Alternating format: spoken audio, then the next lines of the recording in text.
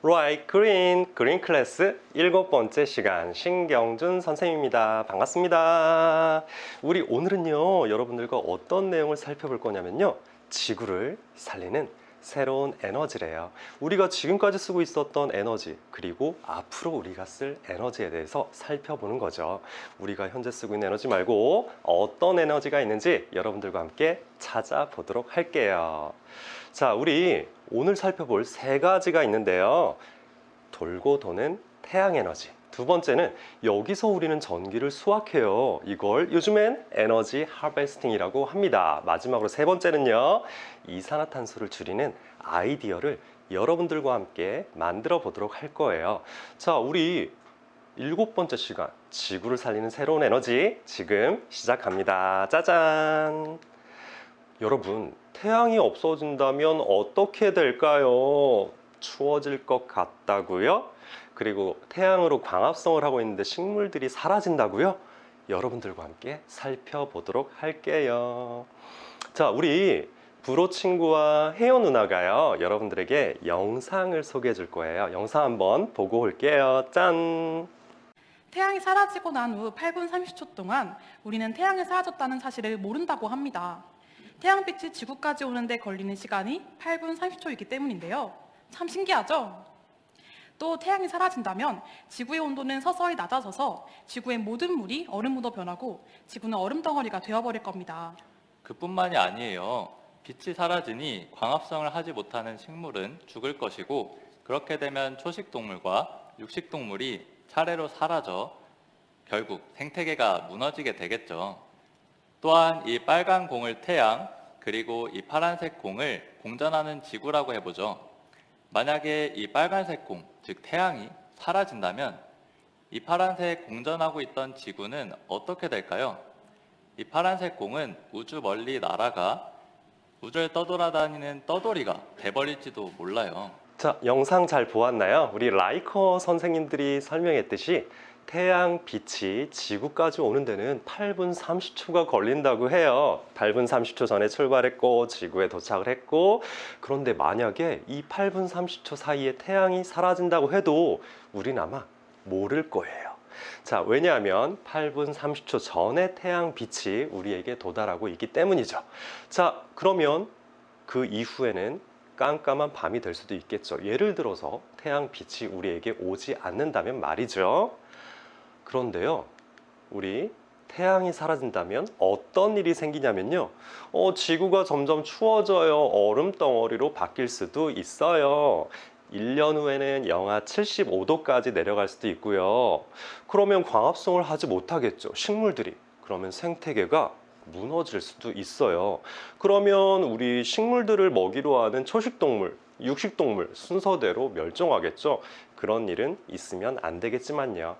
자, 세 번째, 지구가요, 우주에서 떠돌이 신세가 될 수도 있어요. 태양의 중력이 사라진다고 하니까요. 그리고 큰 행성의 위성이 되거나 또는 충성이 될 수도 있죠. 우리가 또 하나의 운석이 될 수도 있잖아요. 자, 다른 행성과 충돌하지 않게 우리는 현재의 지구를 꼭 유지했으면 좋겠어요. 자, 태양이 사라진다면 지구의 에너지는 근원이 태양이라고 했어요.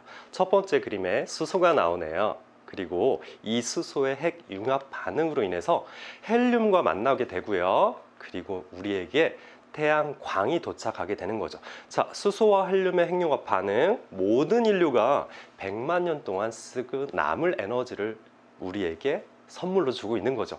그래서 모든 에너지의 근원을 태양이라고 하는가 봐요. 우리 아침에 일어났을 때 태양이 사라진다면 우리의 삶은 어떻게 될까요? 생각하기도 싫어요. 자, 여러분들, 식물들의 광합성이 되고 있는 지구의 에너지원, 그리고 우리는 그 에너지를 소비하면서 살아가고 있답니다. 다음 한번 살펴볼게요. 자, 어떻게 그럼 에너지가 순환을 할까요? 또는 어떻게 에너지가 전환이 될까요? 그림을 한번 볼 텐데요. 에너지, 여러분들은 어떤 게 있죠? 맞아요. 운동 에너지, 위치 에너지, 화학 에너지, 열 에너지 다양한 형태로 존재해요. 그럼 이런 에너지가 변환이 되는 것을 에너지 전환이라고 합니다. 그림 볼게요. 우리 가운데 사람을 한번 볼게요. 열 에너지가 있어요. 만약에 이 사람이 열을 낸다. 근데 이게 사람이 아니라 기계이다. 그럼 마찰열 그리고 열이 발생을 하면 발전소에서는 증기 터빈을 돌려요.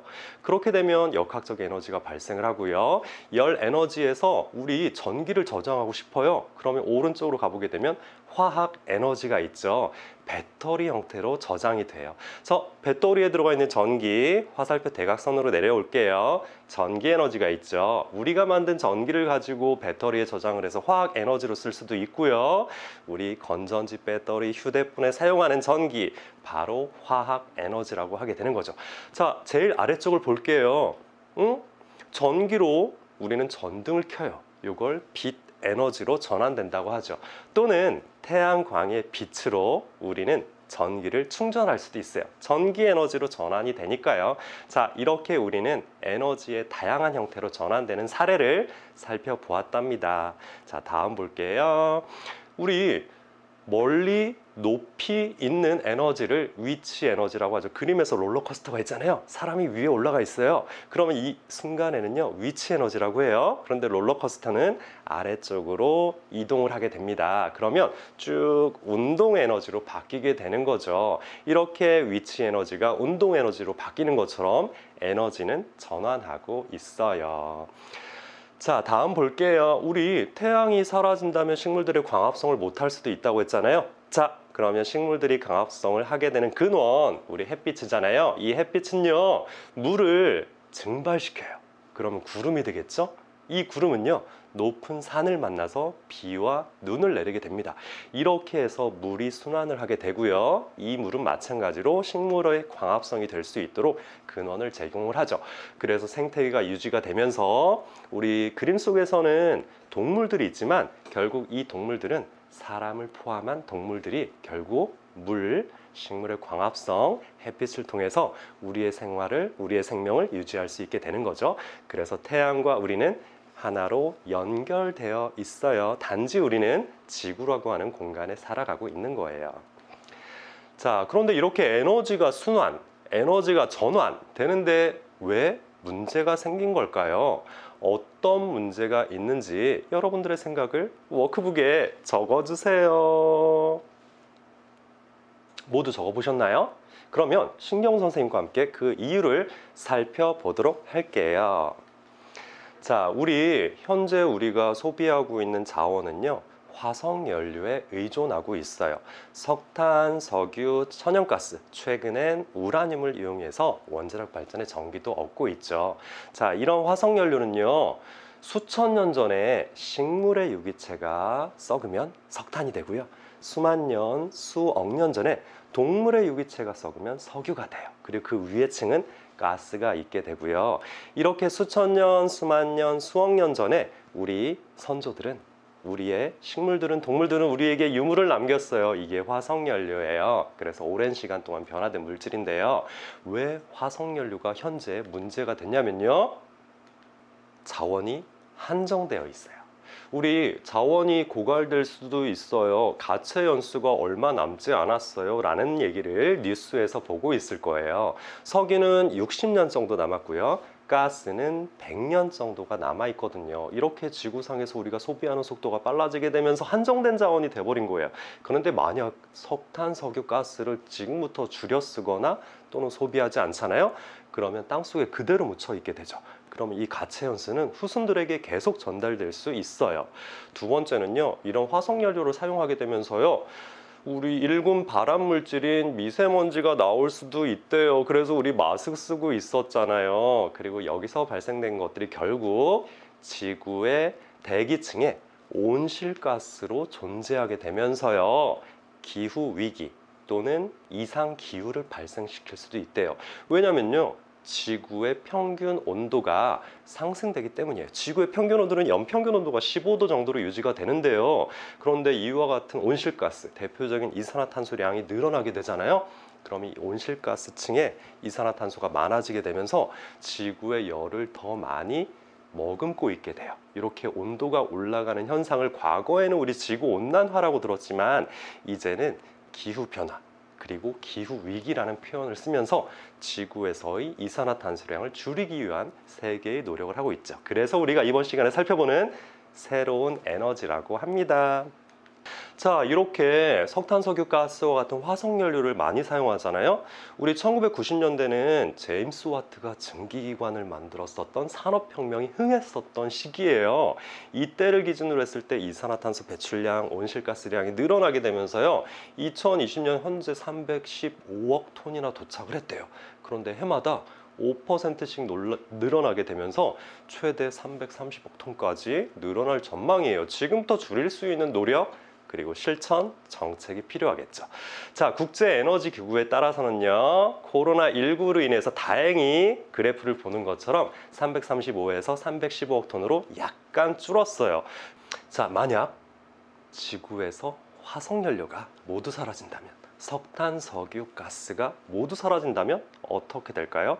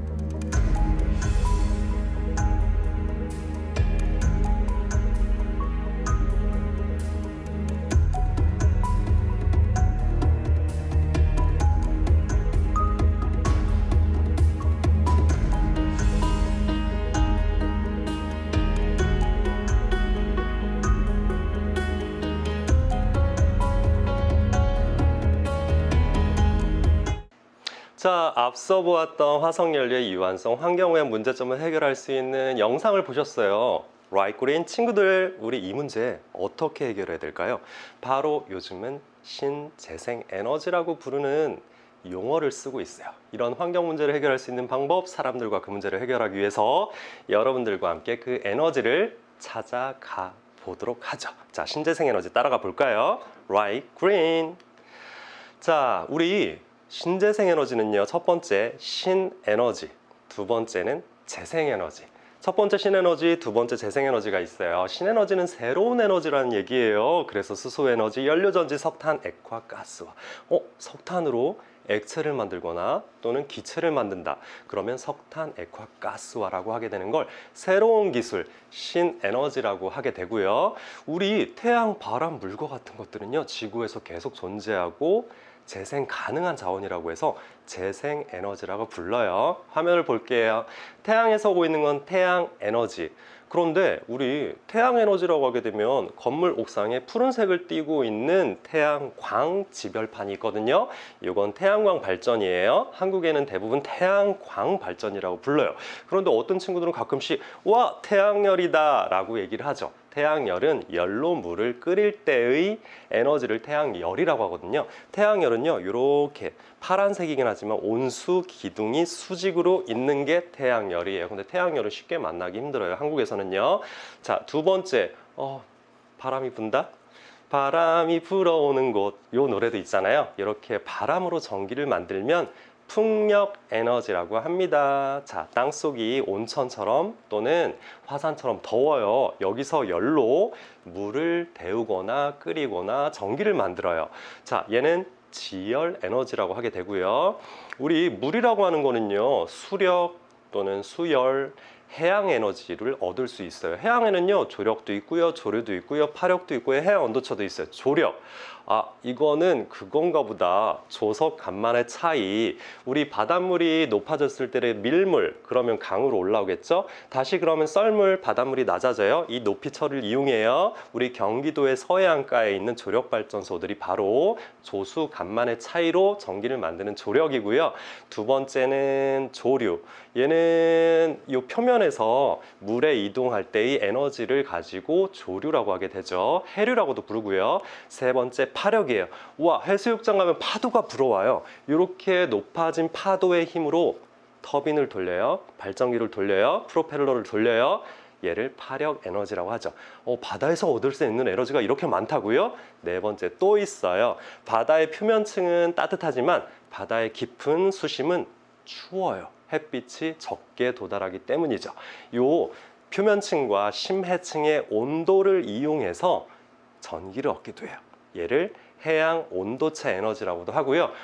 우리가 버려지는 음식물 쓰레기 또는 옥수수와 같은 것들로 우리는 에너지를 얻기도 하거든요. 바이오 에너지. 우리 바이오 에너지는요, 고체, 액체, 기체가 존재해요. 고체는요, 가끔 삼겹살을 드실 때 숯불을 구워 드시잖아요. 이 나무를 통해서 고체의 숯을 얻게 되는 것도 바이오 에너지고요. 여러분들이 식용유 드시잖아요. 이 콩으로 액체를 짜내게 되면 얘도 바이오 에너지가 되고요. 소들이 트림해요. 메탄이에요. 이 가스를 모아요. 이걸 독일에서는 바이오 에너지를 엄청나게 많은 양을 생산하고 있어요. 자, 이렇게 생명체에서 오고 있는 고체, 액체, 기체와 같은 생명체의 에너지를 바이오 에너지라고 하죠. 마지막, 우리가 소비한 쓰레기가 어딘가에서 태워질 수 있어요. 이걸 도시에서는요, 자원회수시설 또는 열병합발전소라고 해요. 여기서 얻는 에너지를 폐기물 에너지라고 합니다. 이렇게 많은 것들이 있다고요? 신에너지가 있고요, 재생에너지가 있어요. 신에너지가 있고요, 재생에너지가 있어요. 여러분들 이제 이해되셨죠? 자, 라이크린 친구들, 다음 내용 들어가 보도록 할게요. 태양으로부터 방출되는 모든 종류의 에너지, 얘는 고갈될 염려가 없어요. 왜요? 태양광은 8분 30초 전에 이미 우리에게 계속 도착하고 있어요. 두 번째, 바람의 힘, 풍력이라고 얘기했죠? 자, 얘는 공해 물질을 배출하지 않는 청정 에너지. 그런데 주변에 사람이 살고 있거나 또는 새들이 살고 있거나 동물들의 보금자리는 들어가지 않도록 해주시고요. 자, 땅속의 열, 아까 얘기했죠? 온천, 화산대에서 이용하고 있는 게 바로 뭐라고요? 네, 맞아요. 지열 에너지예요. 이렇게 라이크린 친구들 너무나 똑똑하게 이번 시간 잘 참여해주고 계시네요. 자, 이렇게 해서 우리는 친환경 에너지인 재생 에너지를 살펴봤어요. 자, 지역마다 달라요. 어느 지역은 적합할 수도 있고요. 어느 지역은 적합하지 않을 수도 있어요. 왜냐하면 바람이 불어오지 않는 곳에 풍력 발전을 설치하면 안 되잖아요. 자, 그리고 예를 들어서 북쪽의 어두운 공간에 태양광 발전을 설치하면 안 되겠죠. 또는 지진이나 화산이나 또는 온천대가 없는 곳에 지열 에너지를 이용하기는 힘든 문제가 있어요. 다음 볼게요. 해양, 바다 얘기했어요. 파도가 밀려와요. 밀물과 썰물이 있어요. 바닷물에 속도가 있어요. 또는 깊이에 따른 온도차가 있어요. 해양 에너지라고 했죠. 수열 볼게요. 자, 얘는 바다나 하천수에 저장된 열, 그야말로 물의 열로 전기를 얻어요. 얘를 수열 에너지라고 하죠.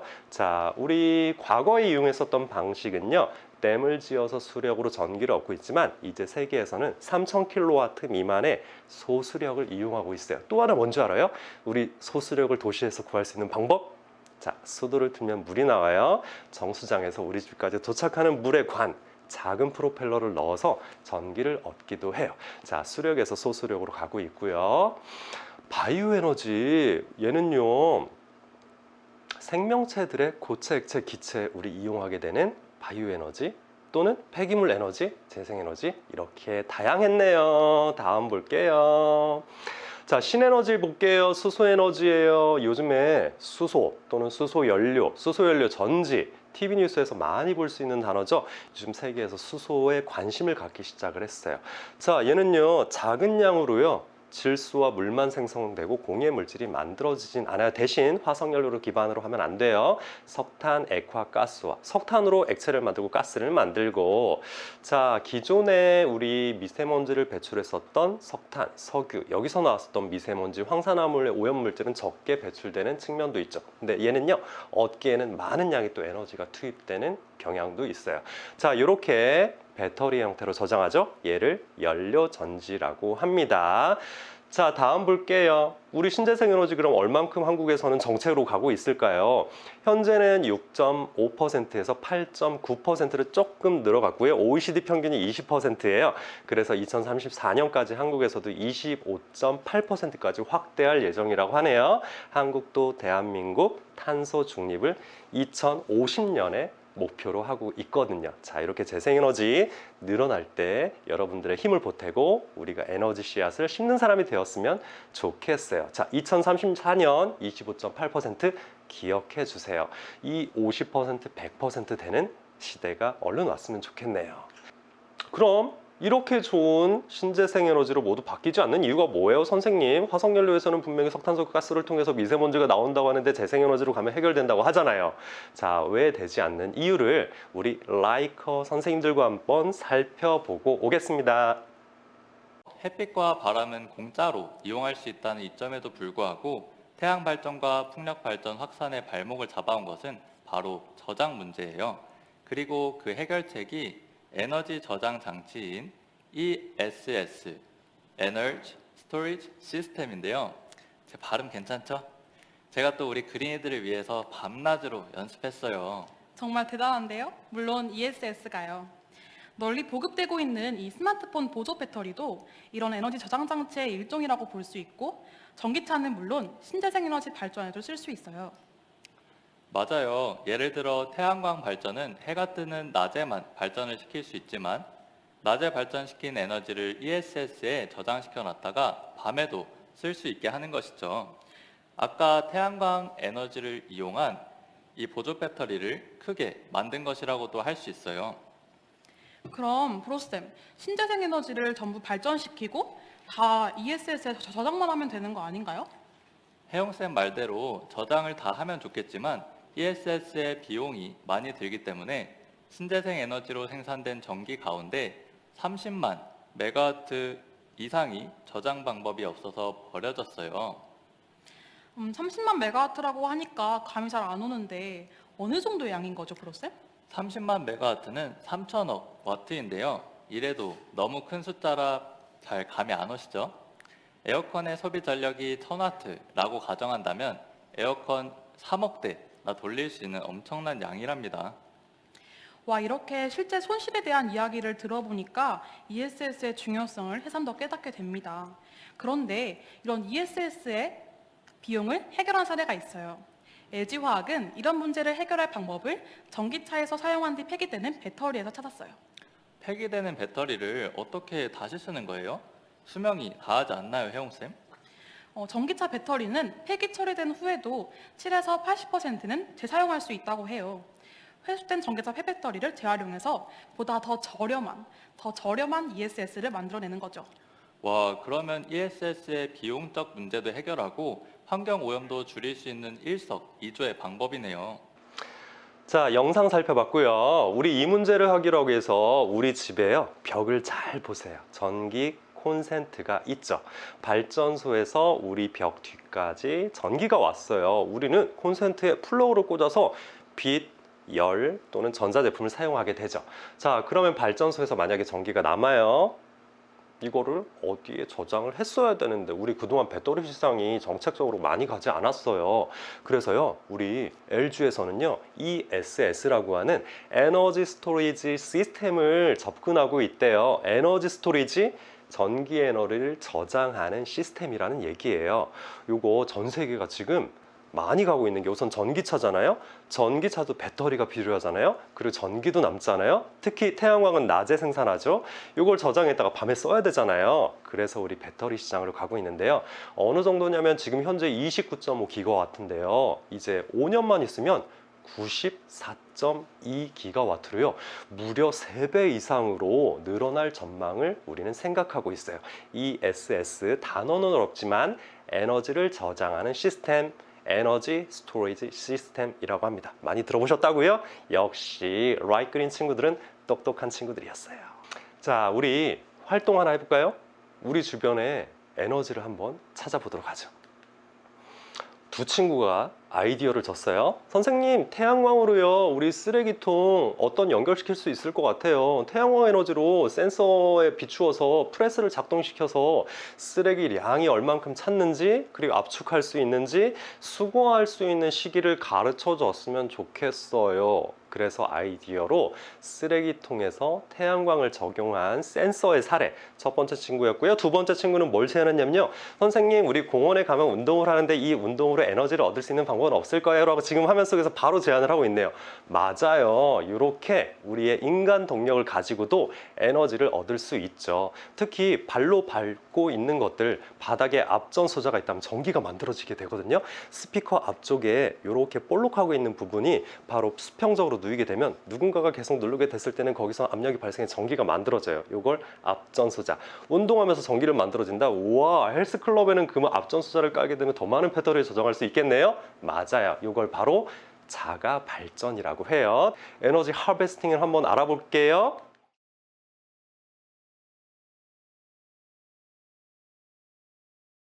두 번째 얘기 시작할 거예요. 자, 라이크린 친구들 준비되셨죠?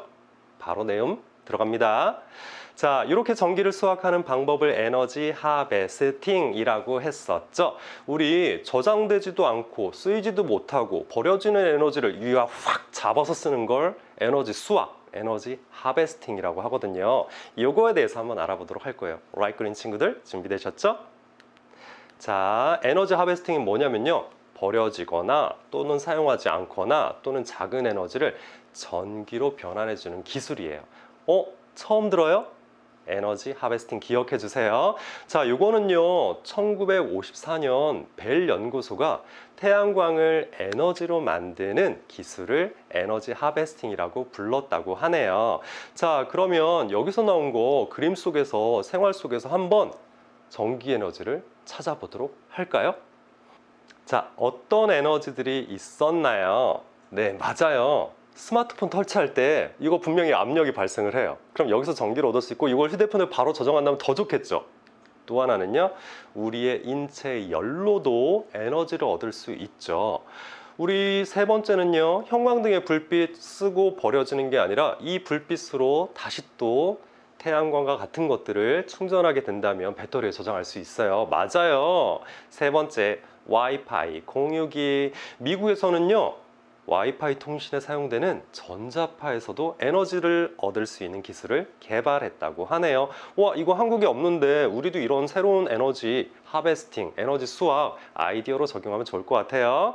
밖으로 나가 볼게요. 이건 너무 쉽죠. 나무를 보세요. 바람이 불고 있어요. 한쪽으로 지금 이파리가 흔들리고 있네요. 이런 바람, 풍력 발전으로 이용할 수 있게 되는 거죠. 자, 다음은요, 자동차는 계속해서 달려갑니다. 자동차의 바퀴의 압력. 그럼 도로에다가 앞전소자를 깔 수도 있잖아요. 보도블록에 앞전소자를 깔 수도 있잖아요. 지금은 자동차지만 사람이 밟을 쓰면 또는 다른 생명체가 밟게 된다면 압력에 의해서 전기를 만들 수 있고 전기를 수확할 수 있고, 뭐라고 했었죠? 에너지 하베스팅이라고 했었죠. 이렇게 전기를 만들 수 있는 방법 아주 다양하게 많이 있었네요. 종류를 한번 볼게요. 우리 인간 동력, 신체 에너지로 전기를 얻죠. 체온, 정전기, 운동 에너지, 신체 에너지라고 하고요. 자, 아까 롤러코스터 있었어요. 아래로 떨어지기 앞전의 상태 최정상에서는 위치 에너지가 있죠. 세 번째, 아까 와이파이 공유기 미국 사례 얘기했었죠. 전자파 에너지를 수집한다고 해요. 진동 에너지예요. 앞전 숫자를 눌러요. 전기가 만들어져요. 얘를 진동 에너지라고 하죠.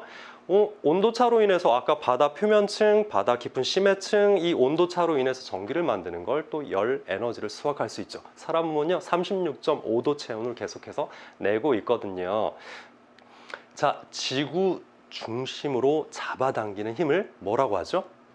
맞아요. 라이꾸린 친구들 너무 똘똘해요. 중력이라고 해요. 이 중력을 이용해서 전기 에너지를 생산하기도 해요. 에너지 수확, 에너지 하베스팅 방법이었습니다.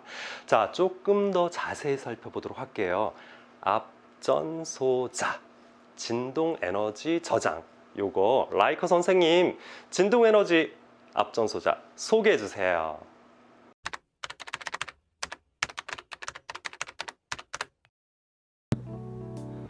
우리의 주변에서 버려지고 있는 에너지는 정말 많습니다. 운동할 때 몸에서 배출하는 열 에너지는 최대 700W나 되고,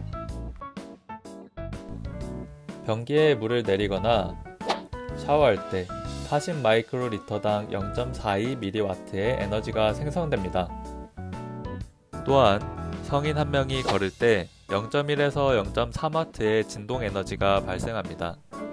다음으로는 이러한 진동 에너지를 활용한 앞전소자에 대해서 알아볼까요? 앞전소자란 기계적 외력, 쉽게 말해 누르는 힘이 가해지면 전압이 발생하거나 변형이 발생하는 소자를 말합니다.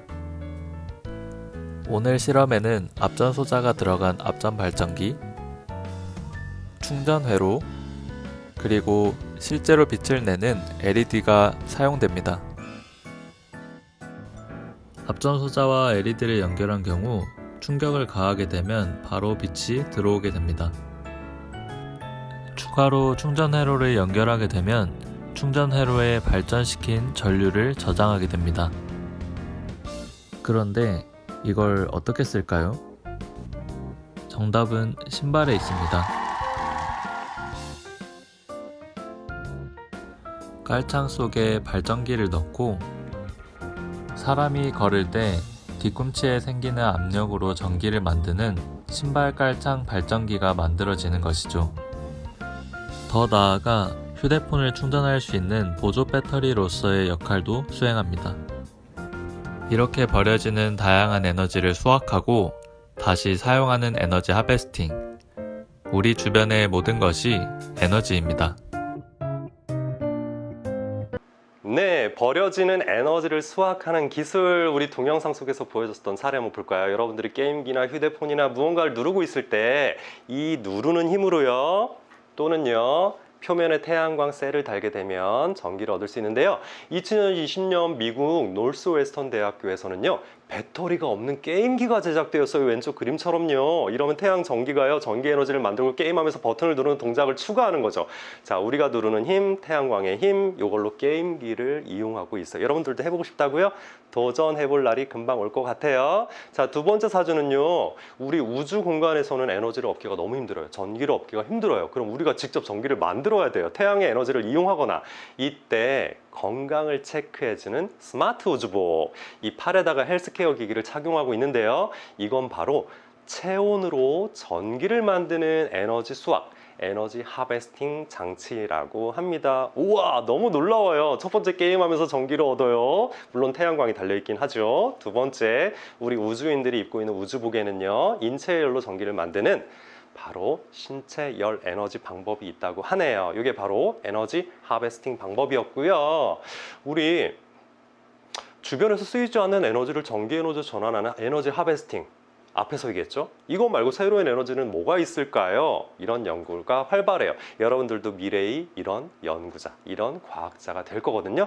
자, 이제 지구에서 우주로 한번 살펴보도록 해볼게요. 자, 우주에서도 가져올 수 있었죠. 우주에서 오고 있었죠. 그런데 우리가 우주로 나갈 수도 있죠. 그렇게 됐을 때 이용하는 게 우주 태양광 발전이에요. 인공위성들은 다 태양광 발전을 가지고 있거든요. 자, 지구의 궤도, 그리고 달과 같은 우주 공간에서 거대한 태양전지 패널을 달아서 전기를 생산하고 우주에서 만든 전력을 지구로 보내는 방법이라고 하네요. 이걸 우주 태양광 발전. 그럼 우리가 지금 집 주변에서 볼 수 있는 건 지구 태양광 발전이었네요. 지구에 설치했으니까요. 이게 우주에 설치하면 우주 태양광 발전이라고 하네요.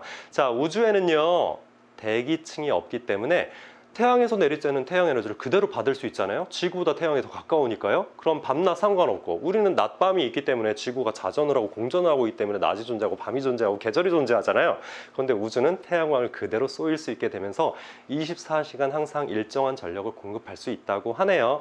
안타까운 점은요, 거리가 멀어요. 거기서 생산되고 있는 전기가 오게 되면 효율이 조금 떨어지는 것도 아니다, 많이 떨어지는 것도 사실이긴 해요. 가까운 곳에 생산하는 게 가장 좋고요. 이렇게 생산된 에너지는 지구로 전송되는데, 지구로 둘러싸고 있는 대기로 인해서 일단 30%는 반사되고요. 나머지는 공기, 구름, 먼지 등의 가루에 막혀서 1제곱미터다 도달하는 에너지가 300W에 불과하다고 하네요. 그래서 이 손실을 줄이고자 하는 연구도 분명히 있다고 하고요. 지금도 우주선에선 사용하고 있다고 합니다. 자, 이 지구 태양광, 이제 우주 태양광, 이 사례를 살펴보았고요. 그림에서 장점을 설명해 주네요. 우주엔 대기층이 없어 태양에너지를 그대로 받을 수 있다고 했었죠. 일정한 전력이 24시간 만들어질 수 있고요. 지구에 생산하는 것보다는 7배나 많은 전기를 생산하긴 하지만 지구로 다시 올 때는 전력 손실량도 감안해야 돼요. 선생님네 집은 태양광 발전이 있거든요. 그래서요, 한 달에 5,000원 정도의 전력을 요금을 절약하고 있어요. 자, 그래서 나도 에너지 생산자, 여러분들에게 그 방법 한번 소개해 보도록 할게요. 자, 여러분들은요, 첫 번째 어떤 멋진 에너지가 있는지 작성해 주시고요. 두 번째, 이걸 아이디어나 글과 그림으로 영상으로 표현해 주세요. 그리고 그 아이디어를 보완해 주세요. 자, 그 표현했네요. 그림 보실까요? 첫 번째, 얘를 요가 매트 내부에 얇은 앞전수자를 넣어서 매트와 몸이 마찰할 때마다 에너지를 얻을 수 있대요. 그리고 운동을 하면서 에너지를 얻을 수 있다는 것이 장점. 그리고 열 에너지를 전기로 바꿀 수 있는 기술이 필요하다라고 하는 두 개의 그림이 되어 있는데요. 여러분들은 어떤 아이디어를 글과 그림, 영상으로 표현해 보실래요? 자, 나만의 에너지 하베스팅 아이디어, 장점, 그리고 실생활로 쓰기 위해서는 어떤 과학적인 기술이 필요한가? 곰곰이 생각해 보시고요. 이 질문에 대한 답을 하다 보면 여러분들의 더 좋은 아이디어가 떠오를 거예요. 라이크린 친구들은 아이디어가 무궁무진하잖아요. 자, 첫 번째 그림, 지하철 요금소를 통과해요. 바닥판에 앞전소자를 설치한대요. 에너지를 수확하겠대요. 두 번째, 보도블록에 설치한대요. 이것도 에너지를 수확한대요. 자, 여러분들이 주말 또는 방학 동안 라이크린 참여한 그린 어린 친구들의 작품이었어요. 첫 번째는 지하철 요금소, 두 번째는 보도블록. 이렇게 어린이 청소년들이 제안하는데 여러분들은 충분히 더 좋은 아이디어를 제공할 수 있을 거라고 생각을 해요. 다른 친구들과 공유할 수 있는 방법, 라이크린 활동 갤러리에 올려주세요. 마구마구. 자, 오늘 알아본 것처럼 우리 에너지를 조금씩 바꿔간다면요, 지구를 살릴 수 있게 될 거예요. 자, 앞서 살펴보았던 내용이었고요. 다음 시간에는요, 점점 뜨거워지는 한반도, 우리의 식재료가 변하고 있다라는 내용으로 수업을 진행해 보도록 할 거예요. 자, 우리 이번 시간에 배웠던 내용들 너무 많았어요. 우리 신에너지 있었고요, 재생에너지 있었고요, 여기서 중요한 건 절약이었고요, 내가 가까이 만들어서 수확하는 걸 에너지 수확, 에너지 하베스팅이라고 했었고요. 다 기억나시죠? 맞아요. 자, 이렇게 해서 여러분들과 살펴봤었던 에너지 수확, 에너지 하베스팅까지 살펴보았습니다. 자, 그럼 라이크린 친구들, 다음 시간에 만나요. 안녕.